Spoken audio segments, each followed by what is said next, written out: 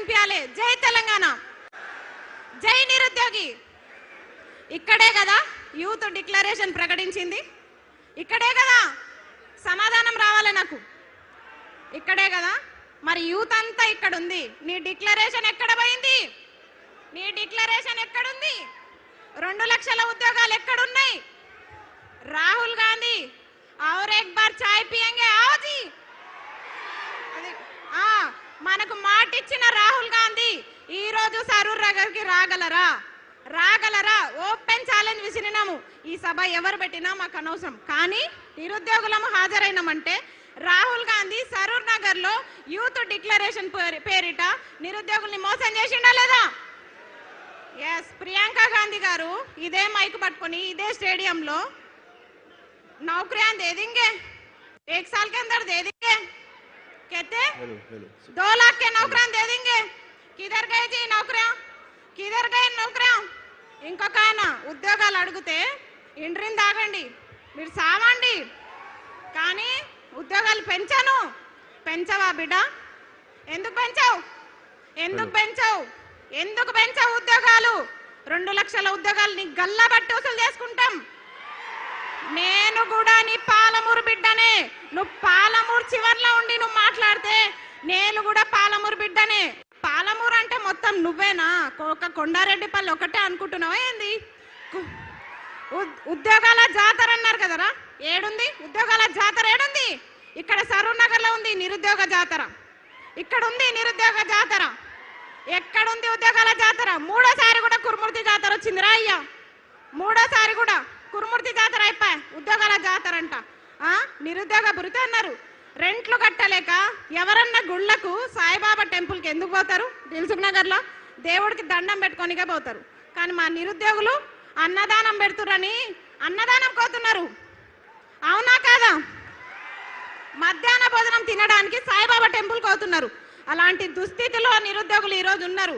ఇక్కడ సభలు అందరం పెడుతున్నారు, పార్టీలు మారుతున్నాయి ఇక్కడ సభలు, కానీ నిరుద్యోగులు 2 సంవత్సరాలకు ఒకసారి 3 సంవత్సరాలకు ఒకసారి ఈ సభలకు అటెండ్ అవుతున్నాం. అవునా కాదా? ఇండ్రిని తాగాల?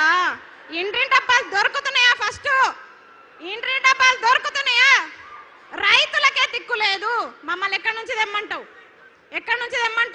ఇండ్రిని డబ్బాలు తీసుకొస్తాం, ఇండ్రిని డబ్బాలు ఎట్లయినా పట్టుకొచ్చి తీసుకొస్తాం, చెరో డక్కని తాగుదాం.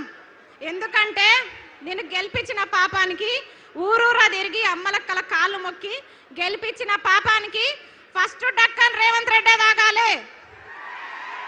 ఫస్ట్ డక్కన్ రేవంత్ రెడ్డి తాగాలి, తర్వాత రాహుల్ గాంధీ తాగాలి, తర్వాత ప్రియాంక గాంధీ తాగాలి. ప్రియాంక గాంధీ కంపల్సరీ తాగాలి. మహిళగా చెప్తున్నా, ప్రియాంక गांधी जी जरूर सरूर नगर का प्रोग्राम देखो. क्यों बोले तो बोले ना, यूथ डिक्लेरेशन के नाम पे हमको धोखा दिए प्रियंका गांधी. आपको दीदी समझे हम? कहाँ है आप? किधर गए? అది ఇంకోటి ఉన్న స్కూల్లో మంచిగా పెట్టరా నాయనా అంటే ఇంటర్నేషనల్ స్కూల్స్ పెడతా, జర్మన్ భాష నేర్చుకోండి. నీకు ఫస్ట్ ఇంగ్లీష్ వస్తుందా?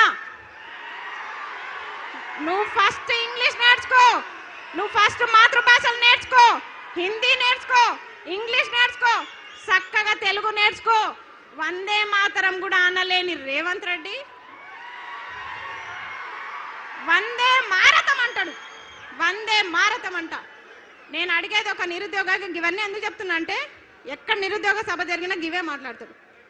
డక్కన్ కాదు, ఇంటిని డబ్బా దొరికితే మాత్రం రేవంత్ రెడ్డి ఇంటికే పోతా. చక్కగా ఇంటిని డబ్బా పట్టుకొని రేవంత్ రెడ్డి ఇంటికి పోయి ఖచ్చితంగా ఫస్ట్ డక్కన్ నీతో తాపించిన తర్వాతనే, నీ ప్రభుత్వం ఏర్పాటు చేసిన తర్వాతనే.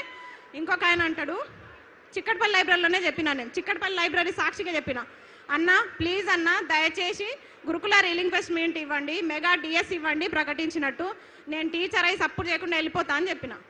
ఇనలే నన్ను లీడర్ని చేసేసిర్రు. నేను మంచి చెప్పిన, అన్న నేను టీచర్ అయి వెళ్ళిపోతా అన్న, నన్ను లీడర్ని చేయకండి అని చెప్పిన, కానీ లీడర్ని చేసేసిర్రు. ఇంకొకటి, నేను ఏ పార్టీ జెండా కప్పుకోలే, బీఆర్ఎస్ పార్టీ అన్నారు. వేయండి, నన్ను దేంట్లో వేస్తారో వేయండి. మీ గొడుగు కింద ఉంటేనేమో నిరుద్యోగులు అయ్యారు, మీకోసం ప్రచారాలు చేస్తేనేమో స్వచ్ఛమైన నిరుద్యోగి అస్మా. కానీ ఈరోజు ప్రశ్నిస్తే బీఆర్ఎస్ ప్రశ్నిస్తే బీఆర్ఎస్, అవునా? అయినా సరే ప్రశ్నిస్తాం, తగ్గం, ఎక్కడ కూడా తగ్గం, ఎక్కడ కూడా తగ్గమని చెప్తున్నా. చిక్కడపల్లి లైబ్రరీలో ఎంతమంది హామీలు ఇచ్చిర్రు? అశోక్ నగర్ వేదికగా ఎంతమంది హామీలు ఇచ్చిర్రు? ఆ రోజు ఛాయ్ తాగిపోయిన రాహుల్ గాంధీకి ఒకటే చెప్తున్నాం, మల్లరా మల్లరా, అదే ఉస్మాన్ బిస్కెట్, అదే ఛాయ్. రాహుల్ గాంధీ ఫిర్ సే ఏక్ బార్ అశోక్ నగర్ ఆవ్. ఎప్పుడు జరుపుదాం చర్చలు? ఎన్ని లక్షల ఉద్యోగాలు ఇచ్చిర్రు? ఏం కథ మీది?